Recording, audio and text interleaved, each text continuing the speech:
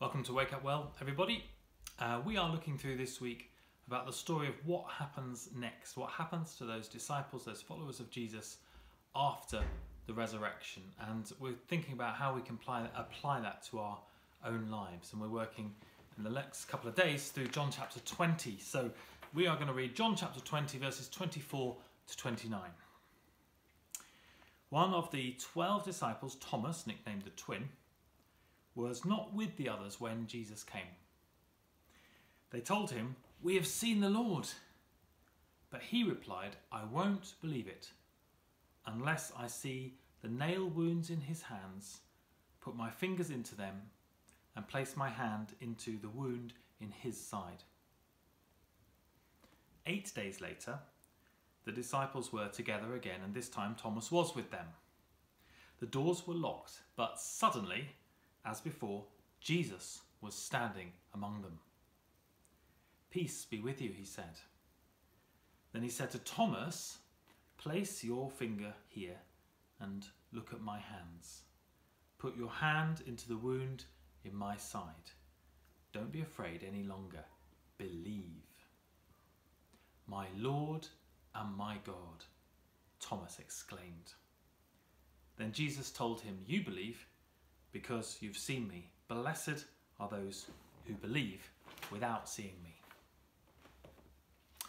So here we are. It's the famous passage about doubting Thomas. And I have to say, I think Thomas gets a really bad rap for this, because really, within 8 days, by the end of this passage, we see that he's not doubting at all. He believes. He believes really, really strongly and proclaims, "My Lord and my God." But perhaps it was a certain personality trait of his. He wanted proof. He wanted a way of being sure of what it was that he was hearing. Perhaps just as a person, he preferred to be able to see something, to be able to have something tangible, and say, "Yeah, this helps me to know and to understand and believe that this is true because I can see it, I can measure it, I can use my senses to understand it." And that's like a lot of us, isn't it?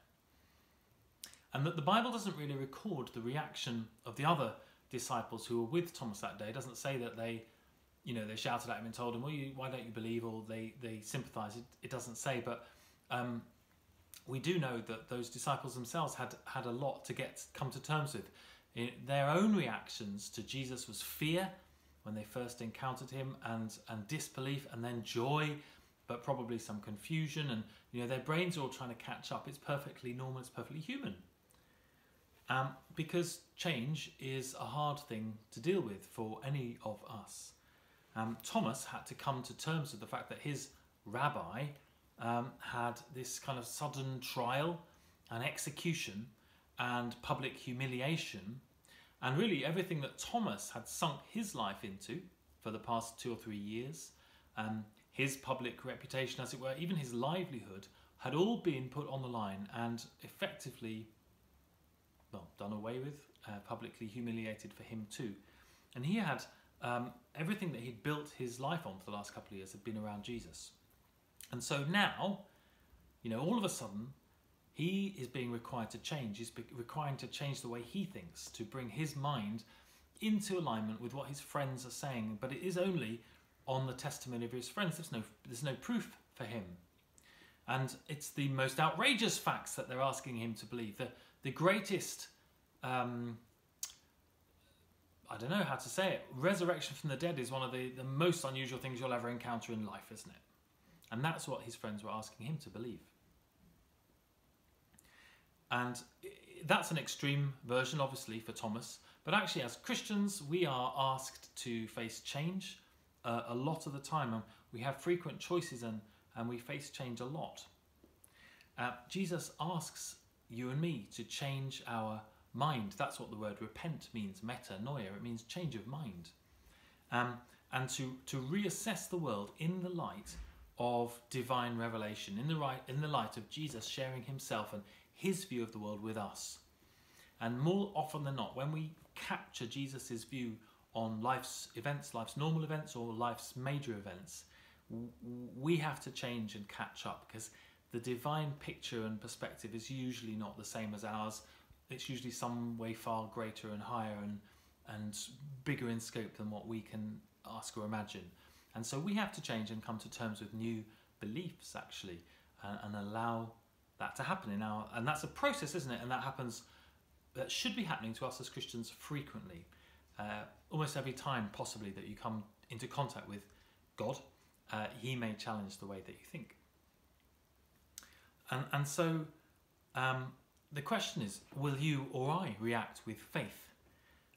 Even without the basis of fact being present, without it being easy to measure or put our hand in the side of Jesus or whatever. Because I heard the word of the Lord, will faith be my response? It was for Thomas. So when you feel like writing yourself off, maybe you're writing off your job at the moment, or your marriage, or a relationship that you're in, or the lights that have just gone out for my recording, I'll just carry on anyway. Maybe you're writing yourself off because you're in pain, or you're in sickness, or it's just too much for you. Jesus speaks right into the middle of those situations with his resurrection power, with his resurrection possibility. Will you and I respond in faith as well? To Thomas, he says in verse 27, "Put your finger here and look at my hands. Put your hand into the wound in my side. Don't be faithless any longer. Believe." And it's the same invitation to you and to me. And that's when Thomas shifts from doubting Thomas to believing Thomas. He says very, very clearly, "My Lord and my God." That's his faith response. And Jesus says that's amazing. Verse 29 of John 20. "You believe because you've seen me. Blessed are those who believe without seeing me." And that's the rest of us, isn't it? Since those days. But I want to encourage you, next time you hear the Lord, or you get that sense, or you hear a testimony of somebody else who's encountered the word of the Lord and you're being asked to change in response, let your response be like Thomas, to say, I believe, my Lord and my God, and to put our faith and trust in Jesus, who asks us to change frequently, but always for the better. I bless you today.